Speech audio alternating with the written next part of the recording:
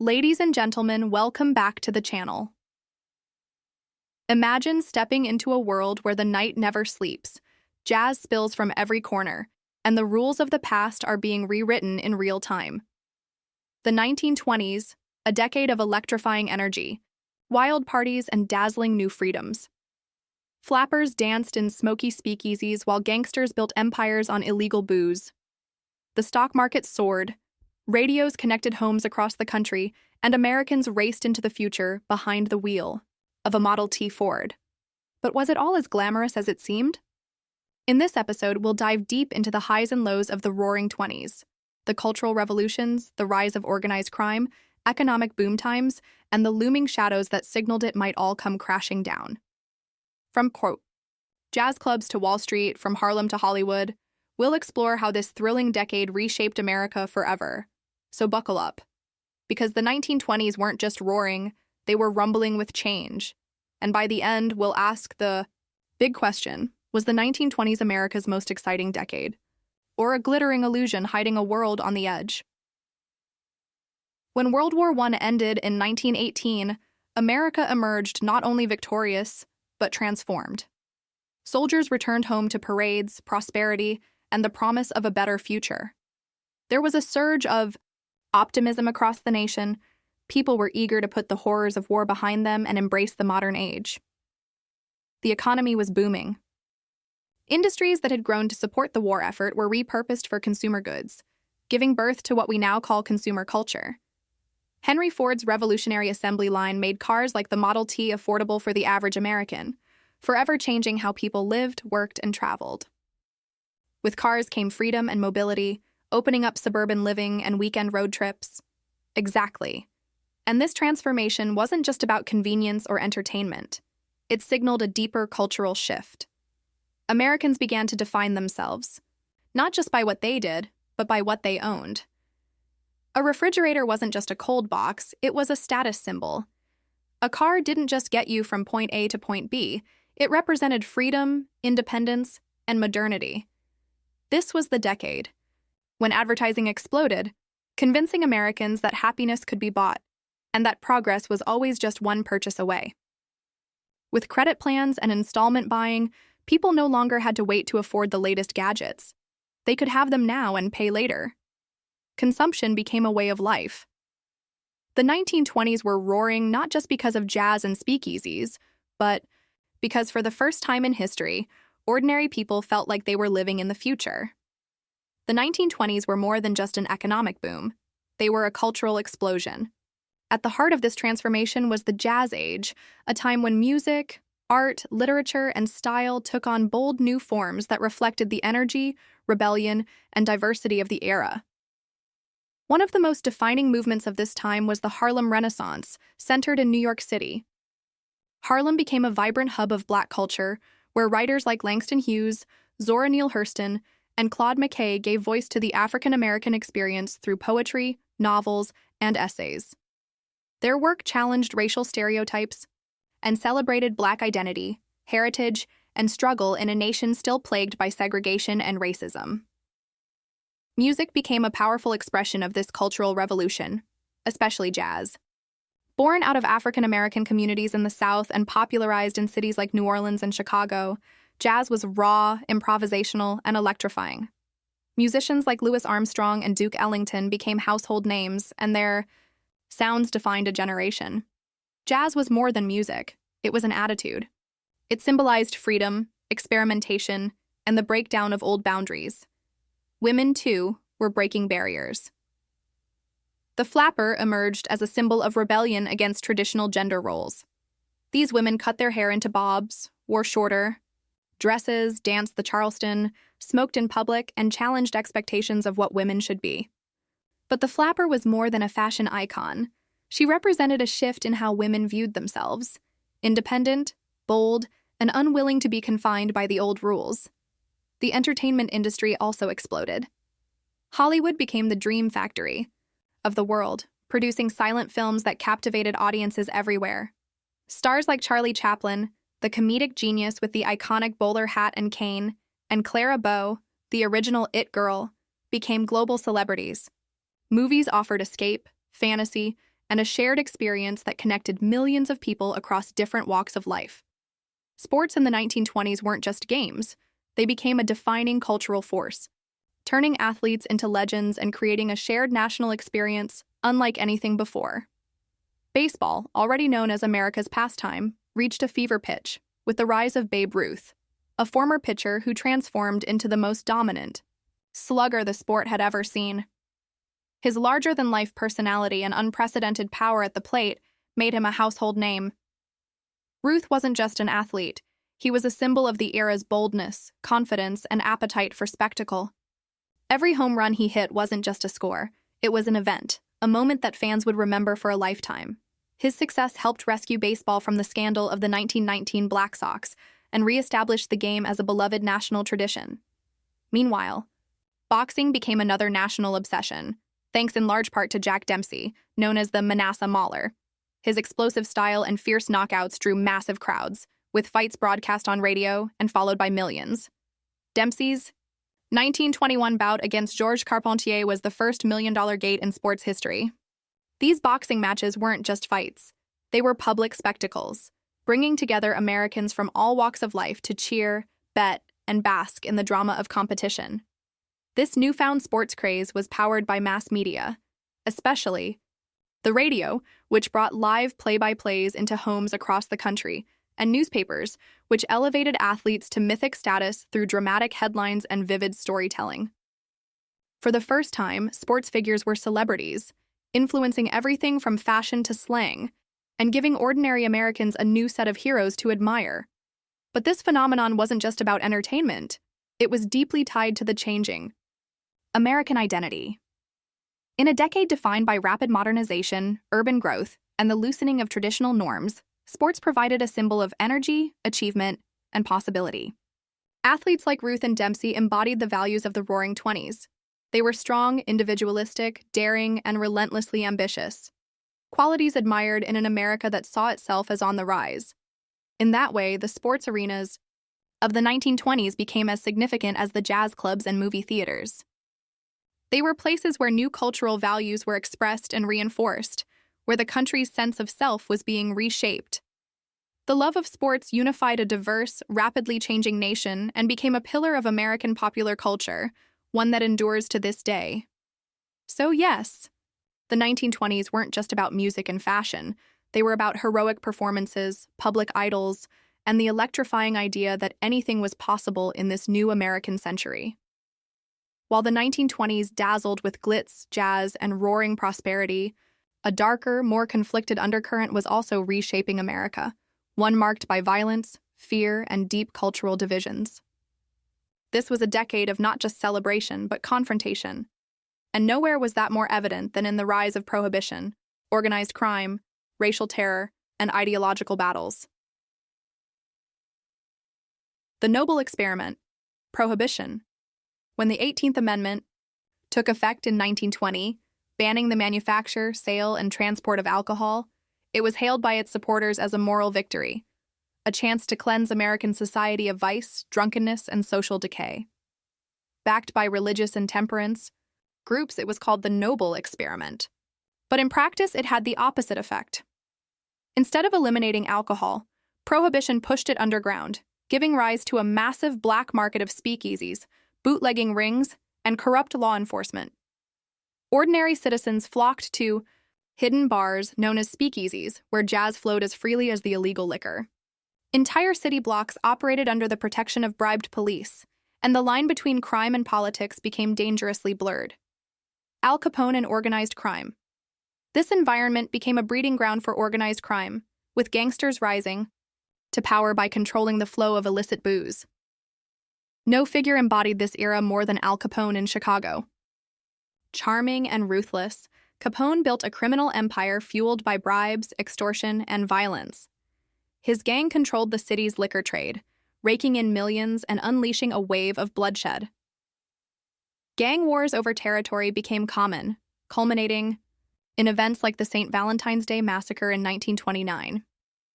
While law enforcement tried to crack down on the violence, many officials were on the payroll of the very criminals they were supposed to fight. Prohibition, instead of creating a moral utopia, had unleashed an era of lawlessness that the government couldn't control. Racial tensions and the KKK resurgence. While cities pulsed with modernity, rural America, and especially the South, was experiencing a powerful racial and cultural backlash. The Ku Klux Klan, once a fringe hate group, experienced a stunning resurgence in the 1920s, now expanding beyond the South and targeting not just African Americans, but Catholics, Jews, and immigrants. At its peak, the Klan boasted millions of members and held enormous political influence in states like Indiana, Texas, and Oregon. One of the most horrific episodes of racial violence came in Tulsa, Oklahoma in 1921, when a thriving Black community known as Black Wall Street was burned to the ground by white mobs in the Tulsa Race Massacre.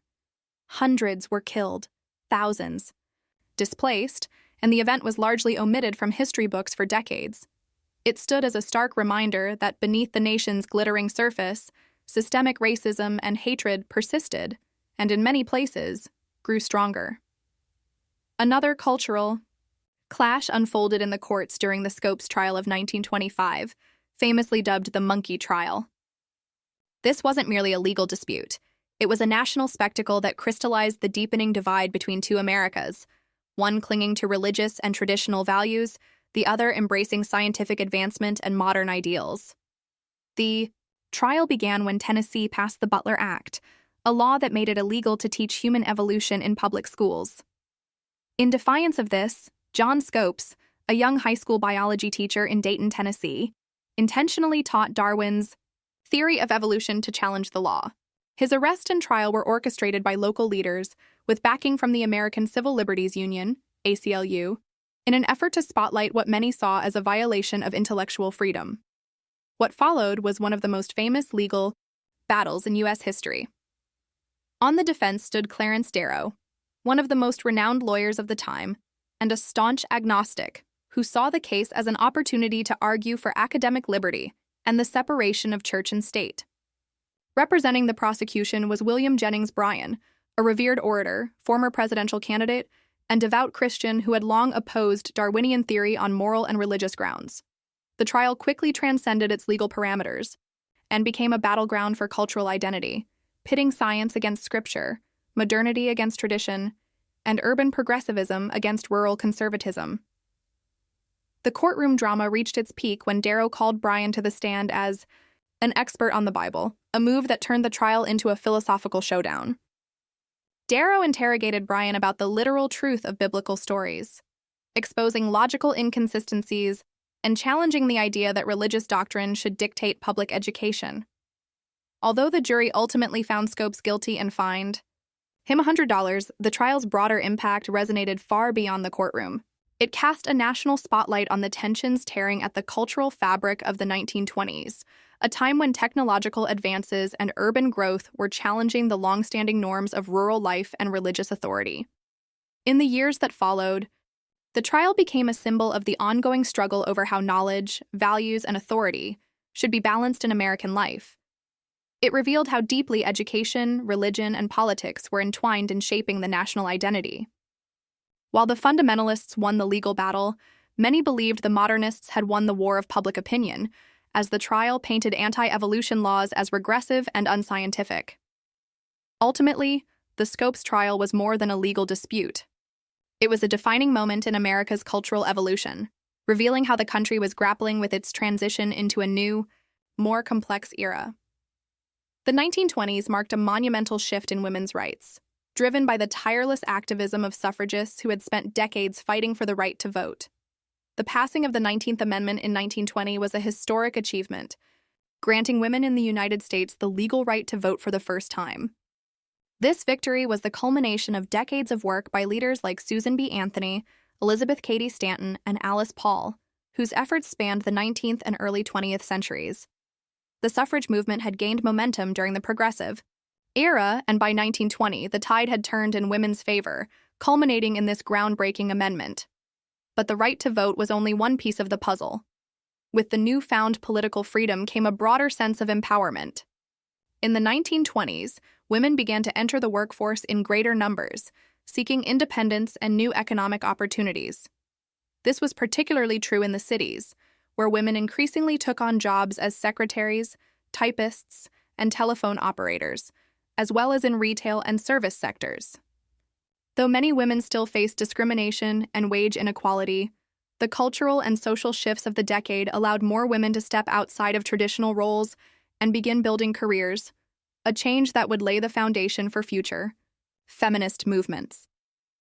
Alongside the new roles women were taking on in the workforce, the 1920s also saw a transformation in the image of femininity. The flapper became the iconic symbol of modern womanhood, young, carefree, and rebellious. Flappers bobbed their hair, wore shorter dresses, smoked in public, and defied the strict moral codes that had governed women's behavior in previous generations.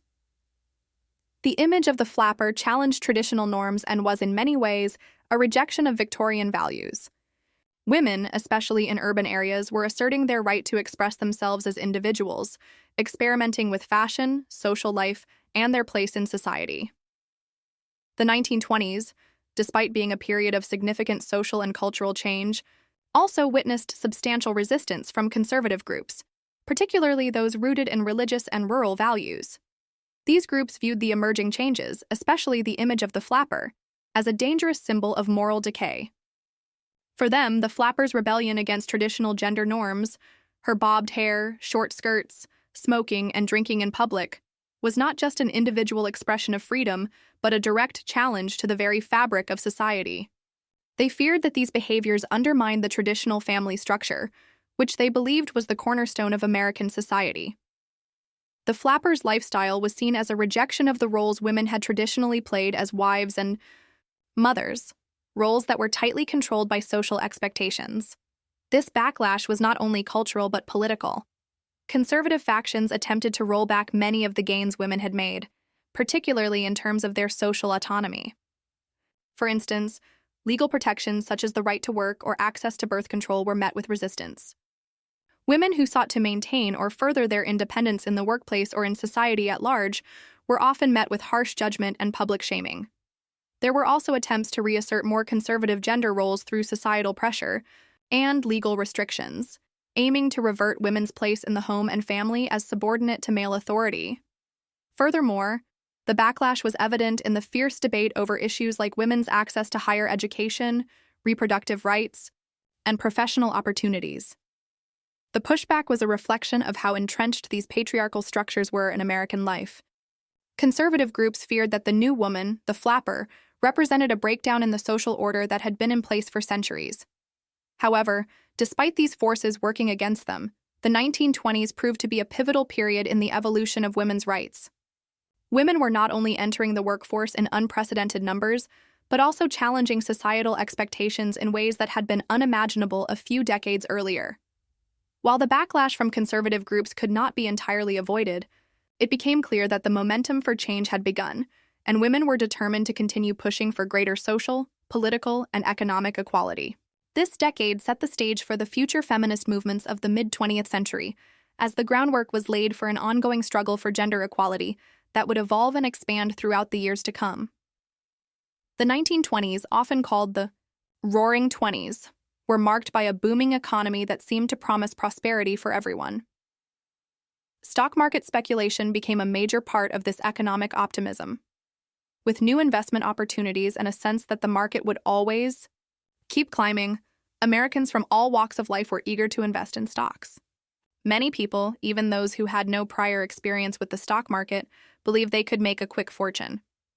The idea of buying stocks on margin, meaning purchasing stocks with borrowed money, became increasingly popular. People were willing to take out loans, often with little regard for the risk involved, believing that the market would continue its upward trend. This period of consumer confidence fueled a culture of debt. Americans were not only borrowing to invest in stocks, but also to buy everyday items like cars, household appliances, and furniture. The growing availability of consumer credit allowed people to live beyond their means, encouraging a lifestyle of instant gratification. People bought items they couldn't afford, often relying on the promise of future prosperity to pay off their debts. But beneath the surface, there were warning signs that the economic boom wasn't as stable as it seemed. Many experts and financial Insiders noticed the inflation of stock prices that didn't match the real value of companies. The widespread use of margin buying made the market fragile, with any sudden shift causing ripple effects across the entire economy. By the fall of 1929, these cracks in the facade became impossible to ignore. The stock market began to falter, and panic set in. On October 29, 1929, known as Black Tuesday, the stock market crashed. The value of stocks plummeted, and many people lost their life savings. The crash wiped out wealth across the nation, and, for those who had overextended themselves with debt, it meant financial ruin. This marked the end of the Roaring Twenties and the beginning of the Great Depression. The optimism of the previous decade was replaced by widespread poverty, unemployment, and economic hardship. The crash exposed the dangers of speculation, consumer debt, and the lack of regulation in financial markets. What had seemed like an era of endless opportunity and wealth quickly became a reminder of the fragility of the economy and the importance of caution and oversight. The effects of the 1929 stock market crash would be felt for years, shaping American economic policy and leading to reforms that would attempt to prevent such a disaster from ever happening again. The legacy of the Roaring Twenties continues to echo in many aspects of modern life, from music and fashion to cultural movements and social change. This decade of extremes, marked by economic boom, cultural revolution, and social upheaval, left an indelible mark on the way we live today. One of the most lasting influences of the 1920s is the music, particularly jazz. The Jazz Age gave rise to iconic musicians like Louis Armstrong, Duke Ellington, and Bessie Smith, whose influence continues to shape not just jazz, but popular music across genres. Today, the rhythms and improvisation of jazz can still be heard in everything from contemporary pop to hip-hop, and its legacy remains a celebration of creativity and individuality. The cultural explosion in Harlem and other urban centers set the stage for later musical movements like rock and roll and hip-hop, proving that the 1920s was a pivotal time for the evolution of music in America. Fashion from the 1920s, especially the flapper style, also continues to have an impact. The idea of freeing women from restrictive clothing, epitomized by the flapper dress, has influenced fashion designers and movements for decades. The bobbed hairstyle, the loose dresses, and the spirit of rebellion against traditional gender norms remain symbols of empowerment and individualism for women today. Modern fashion often looks back to the 1920s for inspiration, fusing the bold and daring elements of the Jazz Age with contemporary trends. Culturally, the 1920s laid the groundwork for modern social movements. The fight for women's rights, epitomized by the passing of the 19th Amendment, opened doors for ongoing struggles for equality.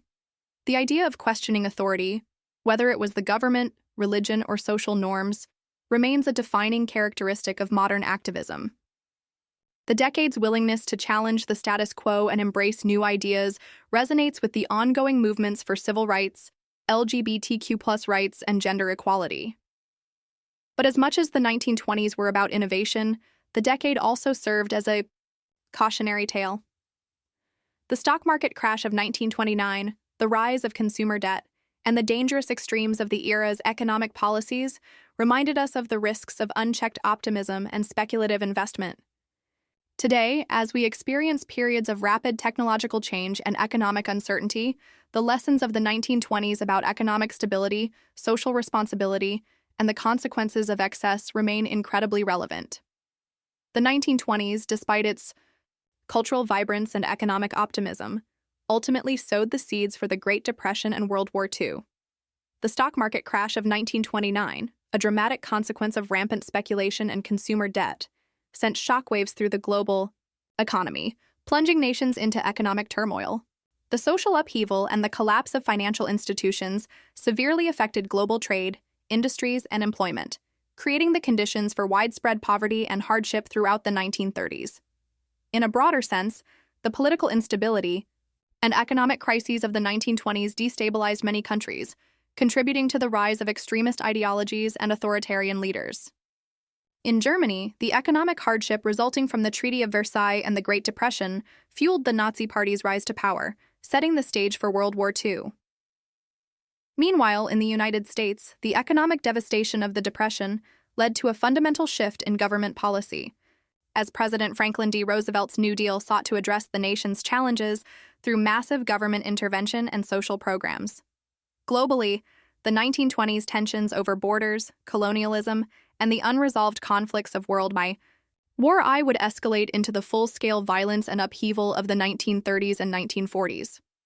The instability and unresolved issues of the 1920s helped create an environment ripe for the outbreak of war, leading to the deadliest and most widespread conflict in history. In hindsight, the 1920s serve as both a celebratory and cautionary chapter. The decade's sense of optimism, progress, and transformation set the stage for future global challenges, shaping the course of history in profound ways. The lessons learned from the rapid rise and fall of the Jazz Age would reverberate for generations to come. Indeed, the 1920s offer a powerful lens through which we can examine the complexities of modern life. The era's dynamic mix of economic prosperity, cultural flourishing, and deep social divides is a reflection of many of the challenges we still face today. The fight for gender equality, exemplified by the women's suffrage movement in the 1920s, has parallels to today's ongoing push for equal rights, including the struggles for women's representation, pay equity, and reproductive rights. Similarly, the racial tensions and the quest for Black identity during the Harlem Renaissance echo today's movements like Black Lives Matter, which continue to confront systemic racism and the fight for equality. The 1920s also highlight the tension between economic growth and social justice, which remains a central issue. Just as the stock market speculation and excess led to the 1929 crash, today's financial systems are similarly characterized by vast inequalities and cycles of boom and bust. The question of how to balance capitalism with social welfare continues to be at the forefront of political debates. Moreover, the Jazz Age's cultural revolution, its music, fashion, art, and politics, mirrors the modern cultural shifts we witness today. From the rise of new art forms and self-expression to the clash between tradition and progress, today's cultural landscape continues to evolve in ways reminiscent of the 1920s. In essence, the lessons and stories of the 1920s offer us valuable insights. They remind us that periods of transformation can be both thrilling and dangerous. As we navigate our own social, political, and economic changes, it's important to reflect on the lessons of the past, taking inspiration from the resilience, creativity, and progress of the Jazz Age, while remaining cautious of its excesses and contradictions. The 1920s show us that while change is inevitable, how we manage it shapes the future. To wrap things up, the 1920s were a decade of extremes, an era defined by economic boom, cultural revolution, rebellion against traditional norms, and the ultimate crash that led to the Great Depression. It was a time of excess and exuberance, but also one of deep contradictions and hidden dangers. So, was the 1920s the most exciting decade in history, or was it all just a shimmering illusion? A period that promised freedom and prosperity, but left behind lasting challenges? I'd love to hear your thoughts. Do you think the 1920s were the wildest, most transformative decade? Let me know in the comments. If you enjoyed this dive into history, don't forget to like, subscribe, and check out our related videos on the aftermath of WWI, the Great Depression, and more fascinating historical moments. Thanks for watching, and stay tuned for more.